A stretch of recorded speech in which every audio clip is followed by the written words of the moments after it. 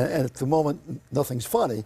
We're going to do the stunt outside. Sadly, your friend, Nitro Circus teammate Erik Roner, MTV star, passed away yesterday. First of all, thank you for coming in. Yeah, thank you guys. We had no idea, you know, the segment was up in the air at this point. Here's a look at Erik doing what he loved, base jumping, and how he chose to kick off the opening night of Nitro Circus in South Africa back in 2014. Go time, 23,000 people, show starting. Let's give him a real show. An extreme skier who is about to base jump into Moses Mabhida Stadium. Erik Roner.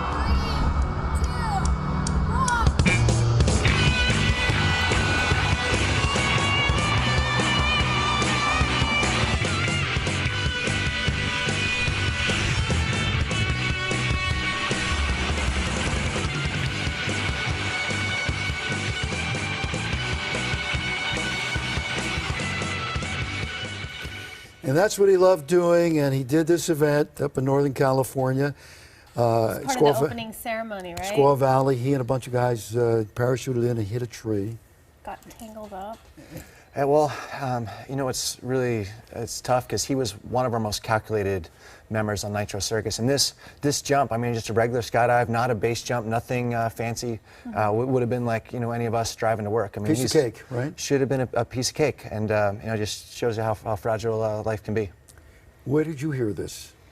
Well, it's a really tight group. You know, Nitro Circus and everyone in action sports. I mean, you know, we're a big family. So it's, you know, pretty much heard just a few minutes after, and just heart goes out. You know, we're flying out there tonight with most of the crew, but you know, his wife, Annika, he has a daughter and a son, and just for them, you know, that his youngest Casper's not really going to know their father, and you know, really hits home for everyone on tour, just to you know, realize how tough these sports can be. Even, you know, that wasn't something he wasn't pushing, he wasn't doing something that was out of the norm. Yeah. And all the people there, you know, I was reading about how people were trying to stand on top of each other's shoulders, trying to get him untangled from that tree. Just makes it all the more just tragic. All those people saw what happened.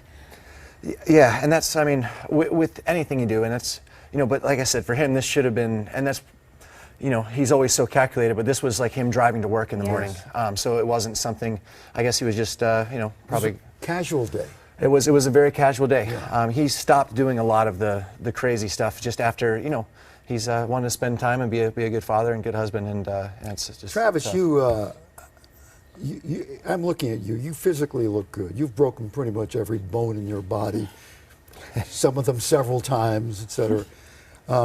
You have the ACL and the MCL and the LCL and the DCL. I mean, whatever you got. You know about all that stuff. Yeah, you got all of that stuff. The fear of death in what you do, is that there in your mind all the time?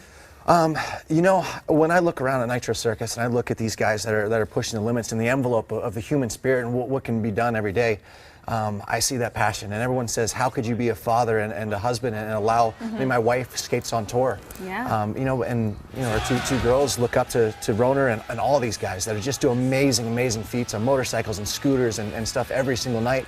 And I look and I say, how can you get up and not have a passion? Like, for me, that would be the biggest thing that I could do as a parent, that I feel like I wouldn't be giving my daughters, you know, the best future they can when they can go around and everyone is just motivated and passionate and just full of life. And it's, you know, death is something that's tough, but you know someone that's probably died in a car crash and you still get up and you go to work because you know what, that's what you do. And also, you can't not do that, right? It's really tough. I'm not as passionate. I'm not the same person. I'm not as loving, as caring, as you know, passionate when I can't spend that time with my friends and, you know, be around. So it's, you know, there are tough moments like this, but at the end of the day, I love what we do, and we'll be there as much as we can. Speaking of what you do, how are you guys going to go forward and pull it together? I know you have some events coming up. Yeah, no, it's tough, especially at a time like this. We're all going to go up, like I said, tonight, and be with the family as much as we can. But, you know, life goes on, and Erik be the first one. He's the most happy, charismatic guy you'd ever met, and be the first guy to say, hey, look, let's get back out there and let's see what we can do. So What are you doing in Vegas this weekend? I mean, I'll be going to a NASCAR race, racing the Truck Series in Vegas So this weekend. you keep your toe in that one, huh? Well, still, yeah. I mean, I love NASCAR. I love driving. I love Nitro. Anything to do. And right now, I think the best thing is just to kind of keep us going and try to keep on top of things. Friday, November 6th at Staples. You got the Nitro Circus coming to town, right? So that's the big event here. Yeah, Staples Center, and then Anaheim right after that. Just the crew will be there, and definitely hope to keep that energy up. And you can go to nitrocircus.com for tickets.